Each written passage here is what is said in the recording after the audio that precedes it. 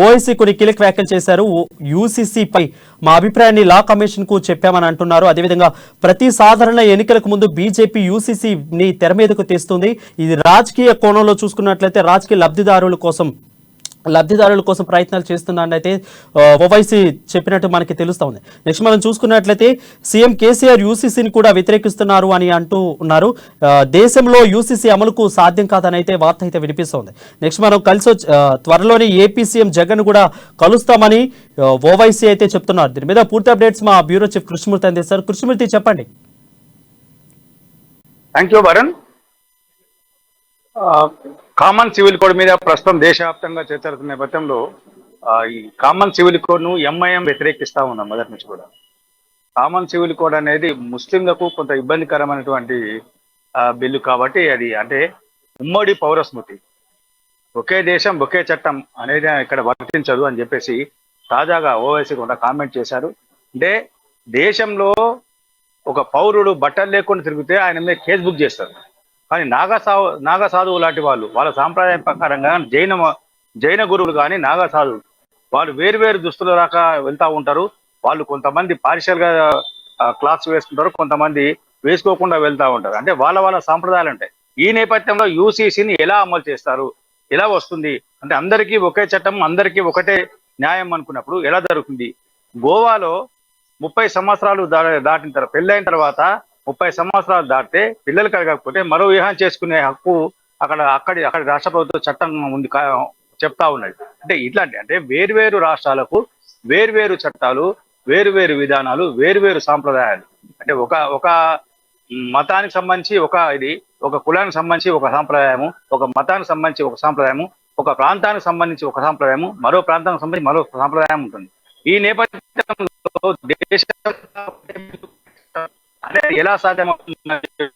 మేము law commission కు వినతిపత్రం సమర్పించాము. లా కమిషన్ లో మా ఒపీనియన్ పూర్తిగా చెప్పాము. అంటే మాకున్న అనుమానాలను నివృత్తి చేసిన తర్వాత యూసీసీ బిల్లును తీసుకొచ్చేందుకు ఎలా చేయబోతున్నారు అనే విషయాన్ని మాకు స్పష్టం చేసిన తర్వాత అభిప్రాయాన్ని సేకరించి మా వినతిలో విన్న తర్వాతనే దీన్ని ప్రవేశపెట్టాలని మేము లా కమిషన్ అని చెప్పి చెప్తూనే కొద్ది రోజుల క్రితము సీఎం కూడా కలిశాను. కేసీఆర్ కలిసినప్పుడు ఆయన కొంత సానుకూలంగా స్పందించారు. అయితే పార్లమెంటరీ పార్టీ ఉన్నారు కేశవరావు, నామా నాగేశ్వరం ఇచ్చి దీని మీద పార్లమెంట్ లో వ్యతిరేకించాలి, పార్లమెంట్ లో ప్రత్యేకంగా ప్రస్తావించాలి. ఒకే చట్టం ఒకే దేశం అనేది ఎంతవరకు సాధ్యమవుతుంది, ఎలా సాధ్యమవుతుంది అంటే కేంద్రము స్పష్టంగా పూర్తి వివరణతో కూడినటువంటి వివరణ ఇచ్చిన తర్వాతనే దీనికి సంబంధించిన అంశం పైన ముందుకు వెళ్ళాలని చెప్పేసి కేసీఆర్ చెప్పారు. ఇదే అంశాన్ని పత్రిక కూడా ఆయన వెల్లడించాలని చెప్పారు. మరి త్వరలోనే ఏపీ సీఎం జగన్మోహన్ రెడ్డిని కలవబోతున్నాను. ఆయన అపాయింట్మెంట్ కోరాను. అయితే ఆయన అపాయింట్మెంట్ ఇచ్చినప్పుడు నేను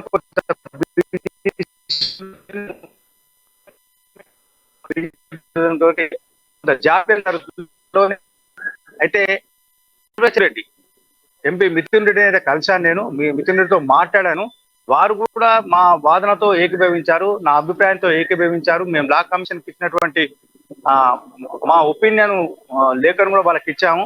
ఆయన చూసిన తర్వాత ఒకసారి ఇది కరెక్ట్ గానే ఉంది, ఇది సబబే, మీరు చెప్పిన వివరణ కానీ మీరు చెప్పిన వాదన కానీ సరిగానే ఉంది, కానీ ఒకసారి సీఎం తో మాట్లాడదాం రండి అని చెప్పారు, ఆహ్వానించారు.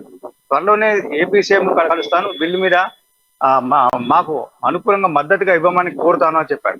మరోవైపు తెలంగాణ సీఎం కేసీఆర్ కూడా తనతో కలిసి వచ్చేటువంటి పార్టీలు తనతో ఎవరెవరైతే కలిసి వస్తారో వాళ్ళతో మాట్లాడి పార్లమెంట్ లో బిల్లుకు వ్యతిరేకంగా పోరాటం చేసేందుకు కూడా మేము సిద్ధంగా ఉన్నామని చెప్పారు. ఏదైతే మొత్తంగా చూస్తుంటే ఓవైసీ మాట్లాడుతున్నటువంటి అంశాలను కానీ ఓవైసీ చెప్పిన విషయాలు కొంత చర్చనీయంగా మారే అవసరం.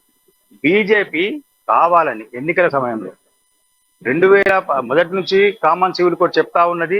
దానికి సంబంధించి అంటే 2014 ఎన్నికలకు ముందు కామన్ సివిల్ కోడ్ అమలుకు తీసుకొచ్చే విషయాన్ని ప్రస్తావించి ఎన్నికల్లో లబ్ధి పొందింది.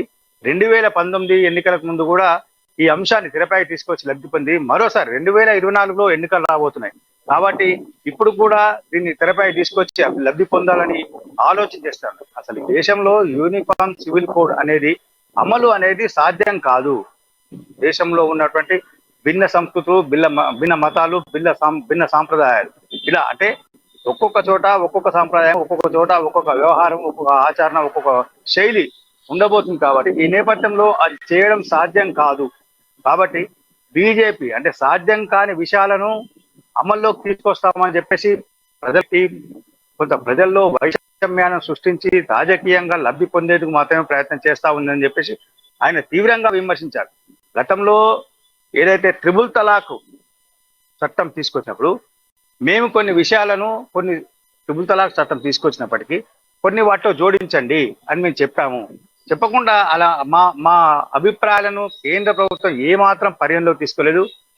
మా వాదన వినేందుకు కూడా మోడీ ప్రభుత్వం సిద్ధంగా లేకపోవడంతో బిల్లు హడావిడిగా పాస్ అయిపోయింది అని చెప్పారు. ఇప్పుడు నా దగ్గరికి అంటే మా దారుసలాం, మా ఎంఐఎం కేంద్ర కార్యాలయం నాంపల్లిలోని దారుసలాంకు నిత్యం పదుల సంఖ్యలో మహిళలు వస్తా ఉన్నారు. వాళ్ళు వచ్చి, సార్ నా భర్త వదిలేసిపోయాడు, నేనేమేను అంటా ఉన్నారు. గతంలో తలాకు అనేది ఉన్నప్పుడు తలాక్ అని 3 సార్లు చెప్పినప్పుడు కొంత వాళ్ళకు భరణం కింద ఇచ్చే అవకాశం ఉండేది. కానీ ఈ చట్టంతో అది కూడా లేకపోయి భర్తలు పారిపోతున్నారు. భార్యలను వదిలేసి భర్తలు పారిపోతున్నారు. వాళ్ళు విడాకులు ఇచ్చారా, విడాకులు ఇవ్వలేదా, చట్టం ప్రకారం విడాకులు తీసుకున్నారా, భరణం చెల్లించరా అనే విషయాలు ఎక్కడ కనబడితే వారు పారిపోతున్నారు. చాలా మంది చెప్తా ఉన్నారు. మీరు కూడా రండి చూడండి అంటే మీడియాను కూడా ఆహ్వానించారు. మరోవైపు ఇంకొక అంశం గమనించాల్సిన విషయం ఏంటంటే ముస్లిం మహిళలకు, మైనార్టీ మహిళలకు ఆస్తుల మీద రక్షణ లేదు, వాళ్ళకు భద్రత లేదు. మైనార్టీ మహిళలు ఒంటరిగా వెళ్ళగలరా, బయటకు వెళ్తారా, ఒప్పుకుంటారా వాళ్ళ చట్టం ప్రకారంగా అని చెప్పేసి కొంతమంది ప్రశ్నిస్తా ఉన్నారు. ఇది శుద్ధ అబద్ధం, హాస్యాస్పదం ఇలా మాట్లాడడం. చాలా మంది మహిళలు ఒంటరిగా వెళ్తా ఉన్నా వాళ్ళు ధైర్యంగా వాళ్ళు వెళ్తామంటే మేము పంపిస్తా ఉన్నారు. ఇక్కడ మహిళలకు నిర్బంధం పెట్టడం కానీ, వాళ్ళను మా పరిధిలో ఉంచుకునే విధంగా చేయడం కానీ ఎక్కడ చేయట్లేదు, ఇలా జరగట్లేదు. కొంతమంది హిందూ మహిళలు ఏదైతే బీజేపీ అనుబంధ సంఘాలు కానీ బీజేపీ ఎన్డీఏ కూటమిలోని పార్టీలు చెప్తున్నటువంటి విషయంలో హిందూ మహిళలందరూ ఒంటరిగానే వెళ్ళగలరా బయటకు, పురుషుల సహాయంగా లేకుండా? అంటే తమ్ముడు, అన్నను, భర్తను, తండ్రు ఎవరో ఒకరు తోడు లేకుండా వాళ్ళు వెళ్ళగలరా?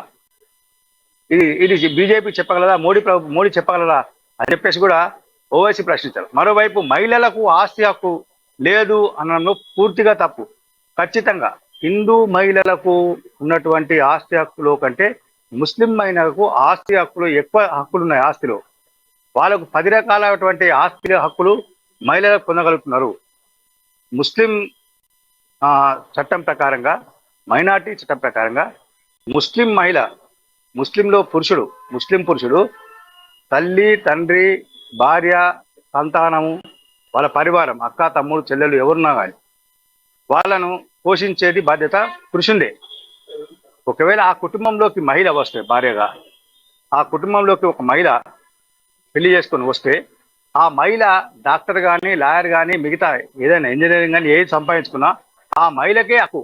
ఇక్కడ మిగతా అత్తవారి కుటుంబ సభ్యులు మహిళ సంపాదన మీద అడిగే హక్కు లేదు, వాళ్ళకు ఏమాత్రం హక్కు లేదు. ఇవన్నీ తెలుసుకోవాల్సిన అవసరం ఉంది.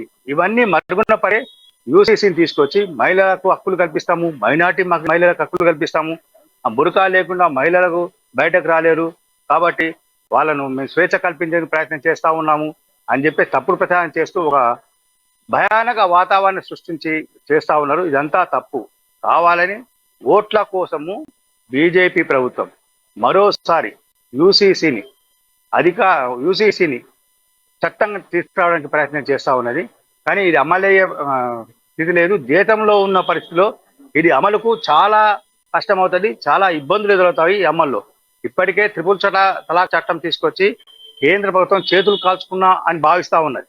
త్రిపుల్ తలాక్ చట్టంతో ఈ చట్టాన్ని తీసుకొస్తే మరింత ఇబ్బందుల పాలవడం తప్ప మరొకట్లేదు. ప్రజల్లో వైషమ్యాలు, వర్గ విభేదాలు ఇవి తీసుకొచ్చి ఓట్లను దండుకునేందుకు మాత్రమే బీజేపీ ప్రయత్నం చేస్తా ఉన్నది.